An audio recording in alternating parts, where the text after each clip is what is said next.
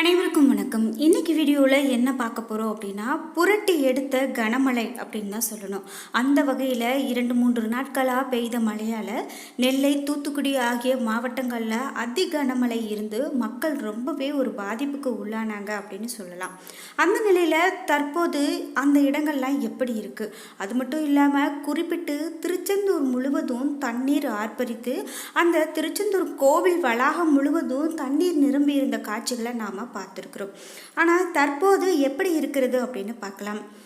இந்த திருச்செந்தூரை சுற்றி கனமழை பெய்து வந்த நிலையில் தற்போது அந்த சாலை முழுவதும் 6 அடி உயரத்திற்கு தண்ணீர் ஆர்ப்பரித்து சென்ற காட்சிகளை நாம் பார்த்தோம்.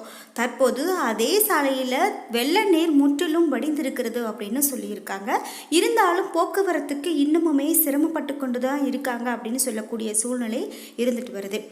இந்த நிலையில் தற்போது இயல்பு வாழ்க்கை திரும்பியதா என்பதும் ஒரு கேள்விக்குறியாக தான் இருக்குது. அது பற்றியெல்லாம் முழுமையாக நாம் இந்த வீடியோவில் பார்க்க போகிறோம். இந்த வீடியோ பார்க்கும்போது உங்களுக்கு திருச்செந்தூர் சுப்பிரமணியர் பிடிக்கும் அப்படின்னா திருச்செந்தூர் முருகனுக்கு அரோகரா என்ற வாசகங்களை பதிவிட்டுட்டு மறக்காமல் வீடியோக்கு ஒரு லைக் பண்ணிடுங்க. வீடியோ உங்களுக்கு மிகவும் பயனுள்ளதாக இருக்கும். கடைசி வரைக்கும் ஸ்கிப் பண்ணாமல் முழுசாக பாருங்கள். நீங்கள் இன்னும் உற்சாகம் டிவி சேனலை சப்ஸ்கிரைப் பண்ணாமல் இருந்தால் சப்ஸ்கிரைப் பண்ணிக்கோங்க. கூடவே இருக்க பெல்லைக்கான மறக்காமல் கிளிக் பண்ணிடுங்க. வாங்க வீடியோக்குள்ளே போகலாம். நாம் இப்போது பார்த்துட்டு இருக்கக்கூடிய விளக்கு பஞ்சகவ்ய விளக்கு அப்படின்னு சொல்லுவாங்க. இந்த பஞ்சகவ்ய விளக்கை நம்ம வீட்டில் தீபமாக நாம் ஏற்றி பயன்படுத்திட்டு வந்தோம் அப்படின்னா அது மாபெரும் நமக்கு பயனை கொடுக்கும் அப்படின்னு சொல்கிறாங்க. ஏன் அப்படின்னு கேட்கும்போது, நமக்கு ஒரு கஷ்டம் இருக்குது அப்படின்னா நம்ம வீட்டில் ஹோமம் வளர்த்தணும் அப்படின்னா அந்த கஷ்டமெல்லாம் போய் எதிர்மறை ஆற்றல் போய் நல்ல ஒரு நேர்மறை ஆற்றல் கிடைக்கும் அப்படின்னு சொல்லுவாங்க. அந்த ஒரு சக்தி உடையது தான் இந்த பஞ்சகவ்ய விளக்கு.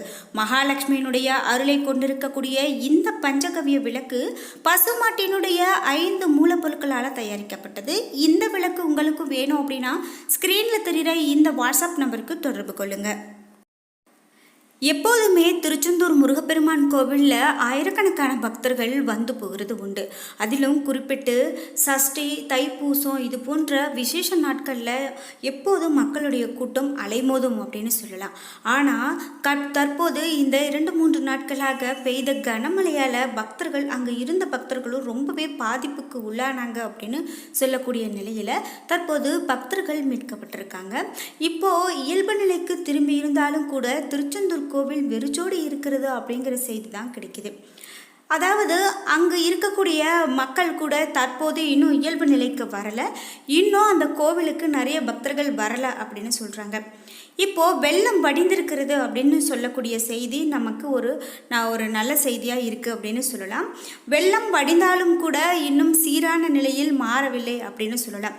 திருச்செந்தூரில் சிக்கி தவித்த வெளியூர் பக்தர்கள் நெல்லைக்கு அழைத்து வரப்பட்டிருக்காங்க. 7 பேருந்துகளில் அனைவரும் கட்டணம் இல்லாமல் திருநெல்வேலிக்கு அழைத்து வரப்பட்டிருக்காங்க. அவரவர் சொந்த ஊருக்கு அனுப்பி வைக்கப்பட்டிருக்காங்க அப்படின்னு சொல்லலாம். நெல்லை, கன்னியாகுமரி, தூத்துக்குடி, தென்காசி மாவட்டங்களில் கடந்த டிசம்பர் 17, 18 ஆகிய தேதிகளில் பெய்த அதி கனமழை காரணமாக பாபநாசம், சேர்வராறு, மணிமுத்தாறு ஆகிய அணைகளில் இருந்து தாமிரபரணி ஆற்றுக்கு அதிக அளவு தண்ணீர் திறந்து விடப்பட்டிருந்தது. இதனால் தாமிரபரணி ஆற்றில் வெள்ளப்பெருக்கு ஏற்பட்டு 20க்கும் மேற்பட்ட குளங்கள் மற்றும் கண்மாய்கள் உடைந்தது அப்படின்னு சொல்லலாம். இதன் காரணமாக பல கிராமங்கள் வெள்ளத்தால் சூழப்பட்டு இருந்தது.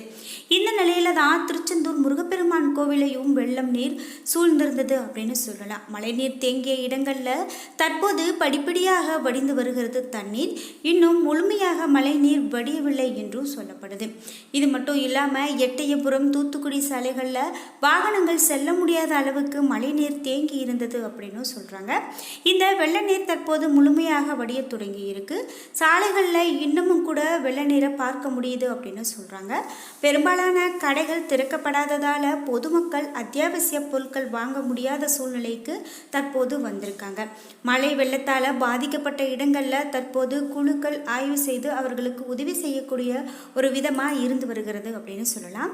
இது குறிப்பிட்டு திருச்செந்தூருக்கு வரக்கூடிய பக்தர்களுடைய எண்ணிக்கை குறைந்திருக்கிறது. அது மட்டும் இல்லாமல் வந்த பக்தர்களும் பாதிக்கப்பட்டிருக்காங்க அப்படின்னும் தற்போது அனைத்தும் சீராகி வருகிறது என்றும் சொல்லலாம். அறுபடை வீடுகளில் இரண்டாம் படை வீடாக போற்றப்படக்கூடிய திருச்செந்தூர் ஆலயத்துக்கு தினசரியும் நிறைய பக்தர்கள் வருவாங்க. வந்து சுவாமி தரிசனம் செய்து போகிறது வழக்கம்தான். குறிப்பாக வார விடுமுறை நாட்களில் சனி மற்றும் ஞாயிற்றுக்கிழமைகளில் கோவிலில் கூட்டம் எப்போதுமே அலைமோதும். அதுபோல தான் கடந்த சனிக்கிழமை அன்னைக்கும் ஏராளமான பக்தர்கள் திருச்செந்தூருக்கு சுவாமி தரிசனம் செய்வதற்காக வந்திருக்காங்க. ஆனால் வளிமண்டல மேலடுக்கு சுழற்சி காரணமாக தூத்துக்குடி, கன்னியாகுமரி, திருநெல்வேலி, தென்காசி ஆகிய மாவட்டங்களில் கடந்த சனிக்கிழமை இரவு முதலே மழை பெய்ய தொடங்கியது. வரலாறு காணாத வகையில் இடைவிடாமல் கொட்டி தீர்த்த அந்த மழையால் ஞாயிற்றுக்கிழமையும் தொடர்ந்து மழை பெய்து கொண்டே இருந்தது. இதனால் திருச்செந்தூர் நகரம் முழுவதும் வெள்ளக்காடாக மாறியது அப்படின்னு தான் சொல்லணும். பேருந்து நிலையங்கள், ரயில் தண்டவாளங்களில் நீரில் மூழ்கியதால் அனைத்து போக்குவரத்தும் துண்டிக்கப்பட்டிருந்தது. இதனால் வெளியூர் பக்தர்கள் திருச்செந்தூரில் சிக்கி தவித்தாங்க அப்படின்னு தான் சொல்லணும். தங்க இடம் இல்லாமல் கோவிலுக்குள்ளும் அருகில் இருந்த வீடுகளிலும் தங்கியிருந்தாங்க. கோவிலில் 3 மணி நேரமும் சாப்பாடு வழங்கப்பட்டாலும் குழந்தைகளுக்கு பால் வாங்க முடியாமலும் பணம் இல்லாமல் சொந்த ஊர் திரும்ப முடியாமல் அங்கே இருக்கக்கூடிய பக்தர்கள் தவித்து வந்தாங்க அப்படின்னு சொல்லலாம். அவர்கள் வழிபட சென்ற நேரம் இப்படி ஒரு பெரும் இடர் ஏற்பட்டது அப்படின்னு சொல்லக்கூடிய வகையில் அந்த சூழ்நிலை அமைந்திருந்தது. சில பேர் விடுதிகளிலும் பணம் கொடுத்து தங்குவதற்கு கையில் இருந்த பணம் முழுவதையும் செலவழித்திருந்தாங்க.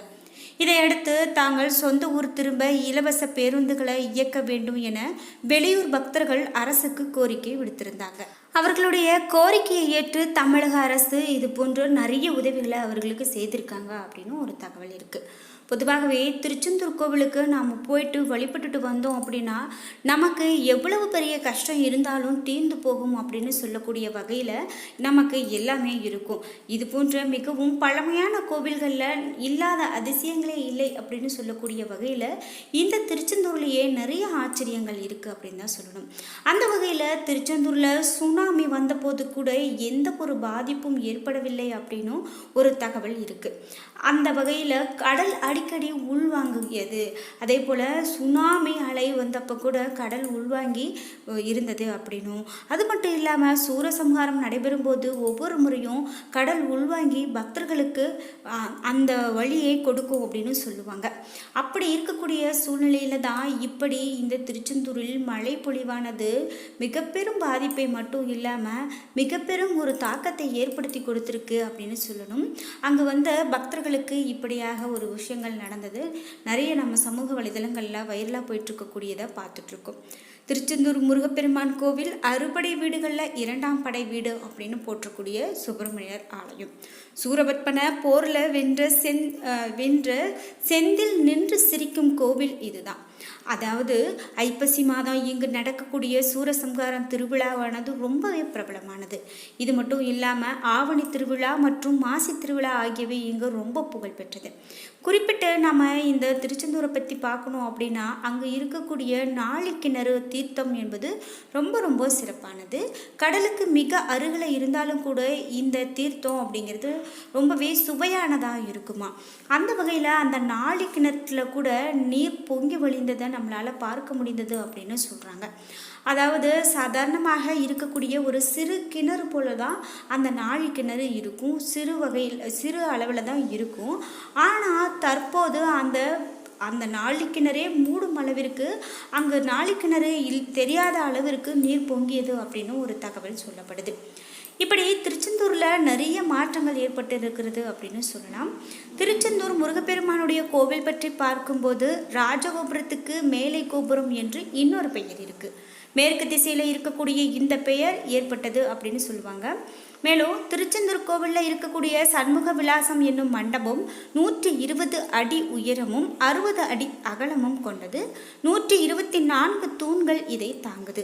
திருச்செந்தூர் கோவில் மூலவர் முன் இருக்கக்கூடிய இடம் மணியடி அப்படின்னு அழைக்கப்படுது. இங்கே நின்று பாலசுப்பிரமணியரை தரிசிப்பது சிறப்பானதாக கருதப்படுது. குறிப்பாக மகா மண்டபத்தில் இருக்கக்கூடிய சண்முகர் சன்னதியில் ஆத்மலிங்கம் இருக்கு.